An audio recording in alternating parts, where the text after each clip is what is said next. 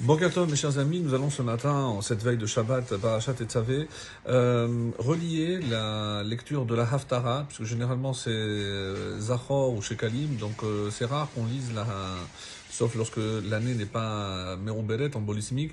Donc c'est rare qu'on lise cette très très belle Haftarah tirée du livre de Yecheskel au chapitre 43, qui nous fait la description du troisième Beth Hamikdash. Et on nous donne les mesures du troisième Beth Hamikdash, comment le Beth Hamikdash va être construit, etc. Et une remarque assez étonnante du Rambam, Maïmonide, qui dit que la description de ce Beth Hamikdash n'est pas très claire.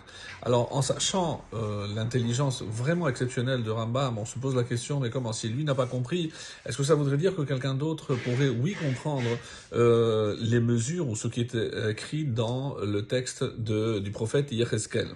Alors, il faut pour cela remonter un petit peu aux origines du Mishkan. Quand la Torah, dans la paracha de Terumah, dans la paracha de Tetzavé, vont justement nous parler de l'injonction divine de construire une résidence pour Hachem.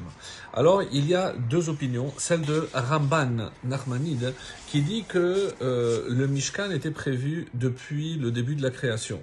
Donc, il y a des allusions à cela, mais on ne s'attarde pas. Et d'ailleurs, le Zohar va dans ce même sens, c'est-à-dire que la construction du Mishkan et le sanctuaire ou le Beth Hamikdash, le temple plus tard, n'était pas du tout lié à la faute du veau d'or. Ce que conteste, par exemple, Rashi qui dit que l'ordre chronologique, d'abord c'est Kitissa, la faute du veau d'or, et ensuite il y a Terumah et Tetzavé qui viennent comme, en quelque sorte, réparer la faute du veau d'or. Et il y a aussi Rabbi Ovadia Sforno, lui aussi, comme Rashi, disent et affirment que normalement le Mishkan n'aurait pas dû avoir lieu, que pour sentir la présence divine, c'était n'importe quel endroit et pas dans un endroit spécifique, le Mishkan ou plus tard le Beth Hamikdash. Alors, d'après cette opinion de Rashi et de Sforno, il reste néanmoins une question extrêmement épineuse, laquelle, c'est que si on dit que pour quelle raison le Beth Hamikdash, comme c'est décrit ici dans le texte de Yecheskel, on nous parle du troisième Beth Hamikdash. Mais si lorsque le Mashiach va venir, on ne sera plus dans la faute du veau d'or, donc on n'a plus besoin normalement de la présence d'un Beth Hamikdash. Alors comment on va résoudre cette question par rapport à l'opinion de Rashi et de Sforno qui disent que c'est lié à la faute? Alors il faut savoir que avant la faute, les Bnei Israël avaient atteint le niveau de Adam Arishon avant que lui-même ne faute, c'est-à-dire avant la faute originelle. Et donc une présence, une élévation spirituelle, quelque chose d'exceptionnel. Et c'est pour ça que lorsque le Rambam nous affirme qu'il ne comprend pas, que c'est très difficile à comprendre, pourquoi? Parce que comme dans la Gemara, dans Baba Kama, page 60b, là-bas on nous dit que le troisième Beth Hamikdash sera de feu. Certains disent pourquoi de feu? Parce qu'il va être entièrement spirituel.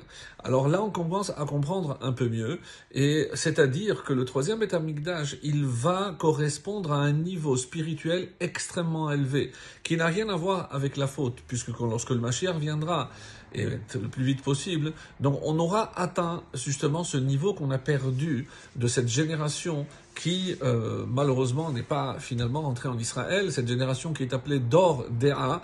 Et il faut savoir néanmoins, ce qu'affirment nos Chachamim concernant cette génération, c'est que eux étaient la tête d'Israël, et nous, en comparaison, on est Aikveta des Meshicha, on est le talon.